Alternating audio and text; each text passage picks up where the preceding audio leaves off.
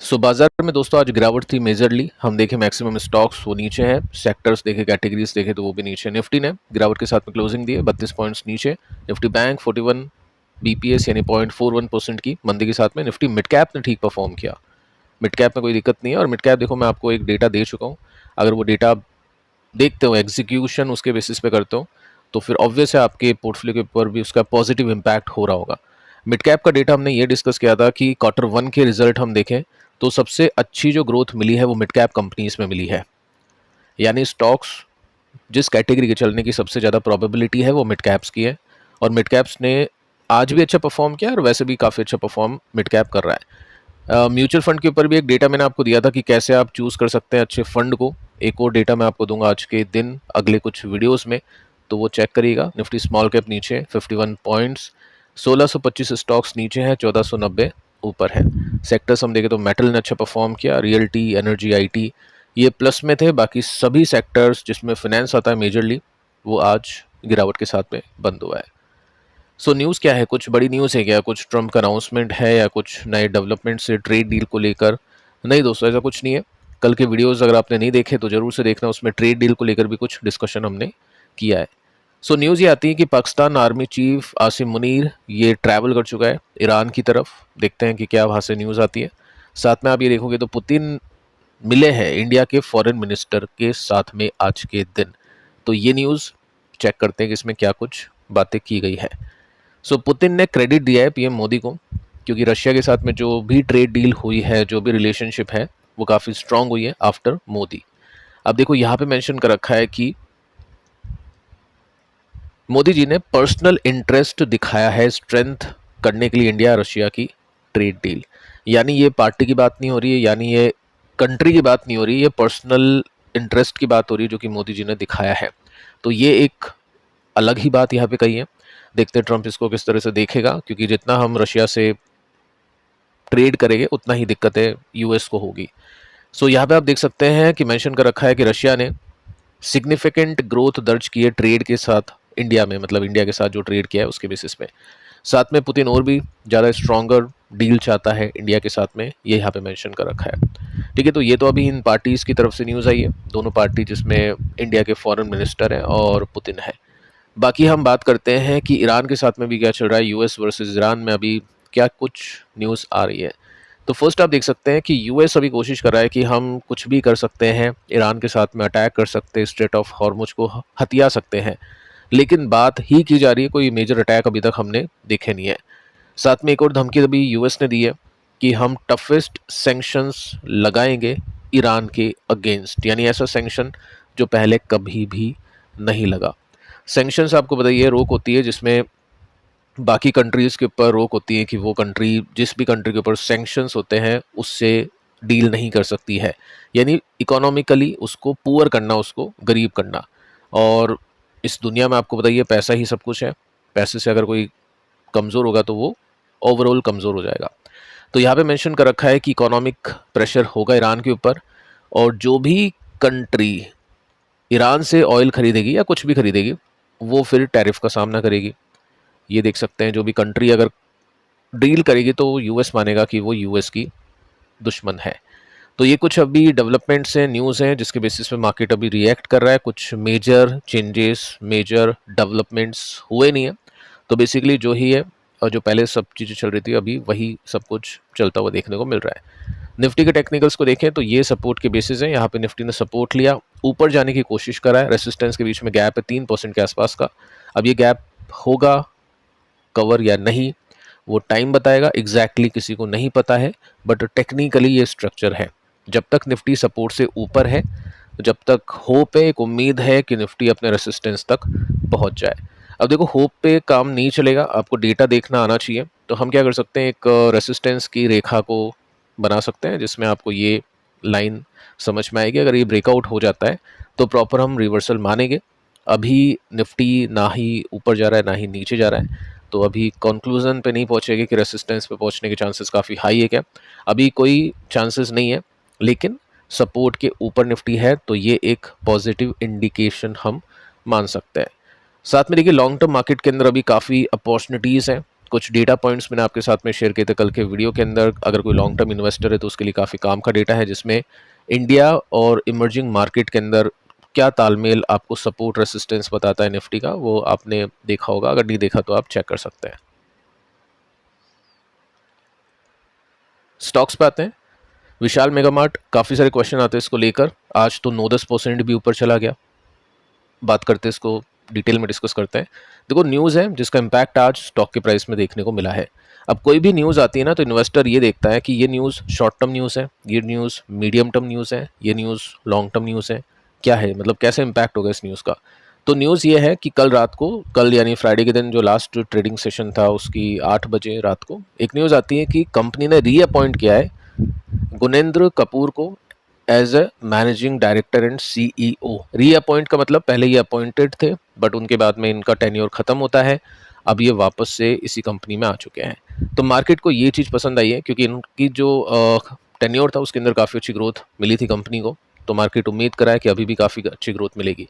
अब इस उम्मीद को और ज़्यादा कॉन्फिडेंट दे दिया है मॉर्गन स्टैनली ने। इसने आज 9 बजे के आसपास एक रिसर्च रिपोर्ट जारी की, जिसमें बोला है कि 146 के टारगेट हम देते हैं, और 5 साल का जो रीअपॉइंटमेंट है उसमें काफ़ी अच्छी डेवलपमेंट्स देखने को मिल सकती है कंपनी के अंदर। साथ में एक और पॉइंट है कि अट्रैक्टिव स्टॉक पीई रेशियो के बेसिस पे, अगर मैं डीमार्ट की ग्रोथ देखूँ, इसकी ग्रोथ देखूँ, तो इसकी ग्रोथ थोड़ी सी बेटर है, लेकिन वैल्यूएशन डीमार्ट से कम है। तो ये सब चीज़ें यहाँ पे बोली गई है। अब देखो, यहाँ पे आपको सबसे इंपॉर्टेंट चीज़ ये देखनी है, जब भी कोई investor profit and loss statement study करता है या ग्रोथ स्टडी करता है, तो पहले वो देखेगा कंसिस्टेंसी है क्या, फिर वो देखेगा कितने परसेंट की ग्रोथ है, यानी अच्छी है या ख़राब है। तो कंसिस्टेंसी में कोई कमी नहीं है। कंपनी ने जो डेटा दिया था पिछले 3 साल का, वो पिछले साल यानी दो चार क्वार्टर्स गए हैं उसमें वो मेंटेन किया है। लेकिन दोस्तों, प्रॉब्लम क्या आ जाती है, काफ़ी लोग ये नहीं देखते हैं डीटीएम, इसको भी देखा करिए। टीटीएम का मतलब क्या होता है, जैसे आपने डेटा भी देखा 839 करोड़ का प्रॉफिट, या आप यहाँ भी देख सकते हैं 892, इसमें चलो इसको इंक्लूड करके बता दिया है। बाकी ये जो अभी फाइनेंशियल ईयर कंप्लीट हुआ है, इसका प्रॉफिट कितना था पूरे साल का, मार्च तक का 840। टीटीएम का मतलब क्या होता है, ट्रेलिंग 12 मंथ्स, यानी ये डेटा आपको बताएगा फाइनेंशियल ईयर ख़त्म होने से पहले ही पिछले 4 क्वार्टर्स का प्रॉफिट। ये तो फाइनेंशियल ईयर ख़त्म होगा, मार्च तक का डेटा आएगा, लेकिन ये पिछले 4 क्वार्टर का डेटा बताएगा। तो इसमें पता चल जाता है अपने को फाइनेंशियल ईयर ख़त्म होने से पहले ही कि पिछले 4 क्वार्टर्स कैसी ग्रोथ आई है।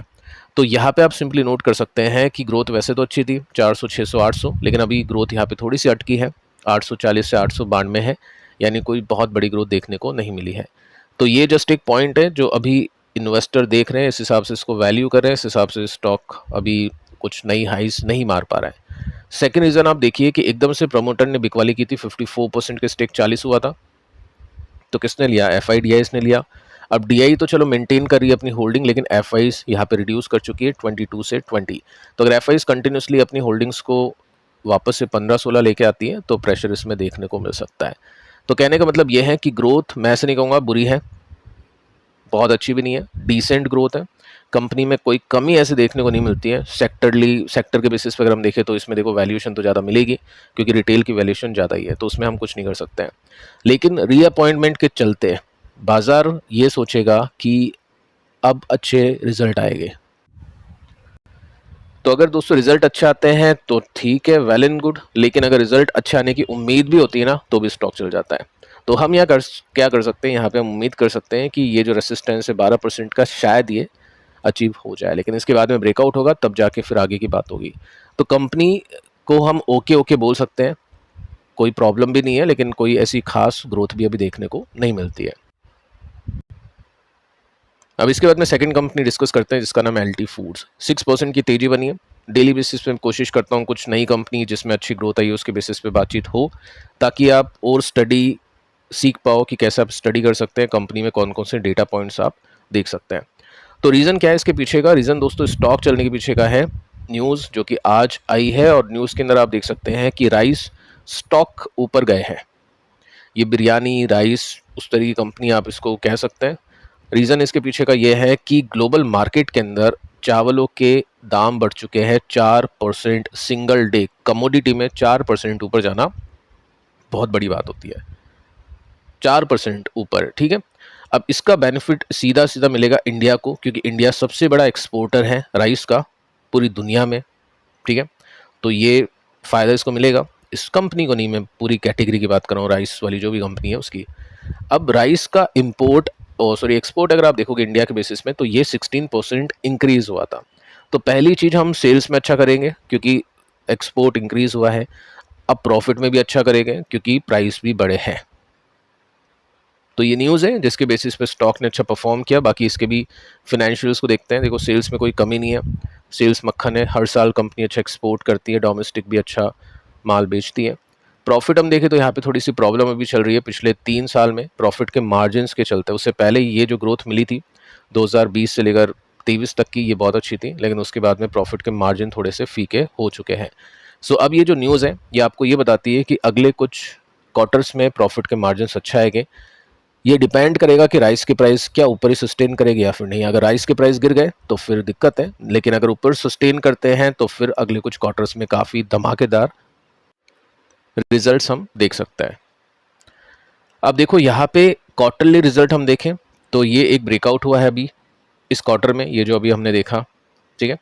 तो ये अच्छा पॉइंट है, बट वही बात है, फाइनेंशियल ठीक है, एक होप के बेसिस पे यहाँ पे चीज़ें चलेगी, तो थोड़ा सा कॉशियस रह के चलना चाहिए। कंपनी की ग्रोथ कभी भी, यानी प्रॉफिट मार्जिन कभी भी नीचे आ सकता है अगर राइस के प्राइसेस नीचे आते हैं तो देखो इसको, यहाँ पे रेसिस्टेंस के बीच में कितना गैप है, 14% का है। लेकिन अगर ये रेसिस्टेंस टूट जाता है ना, तब जाके हम कहेंगे कि अब इसमें ब्रेकआउट हो चुका है। पिछले कुछ ब्रेकआउट्स देखे तो उसके बाद में अच्छी तेजी आई थी, ये ब्रेकआउट इसका काम नहीं कर पाया था, क्योंकि रीज़न आपको बता चुका हूँ, पिछले 2 साल से नंबर्स अच्छे नहीं आए हैं प्रॉफिट मार्जिन के बेसिस पे। तो काफ़ी पर्सनल होगा इसमें निवेश करना, ट्रेड करना, क्योंकि डिपेंड करेगा आपका जो भी कन्विक्शन है कि राइस के प्राइस ऊपर रहेंगे या फिर नहीं, तो उसके बेसिस पे इसको देखा जाएगा। एक रिस्की मामला इसको हम मान सकते हैं। तो फिलहाल दोस्तों इस वीडियो में इतना ही। इन दोनों वीडियोस को देखना, काफ़ी इंपॉर्टेंट डेटा मैंने आपको इसमें दिया है। मिलते हैं नेक्स्ट वीडियो में, तब तक के लिए बाय बाय।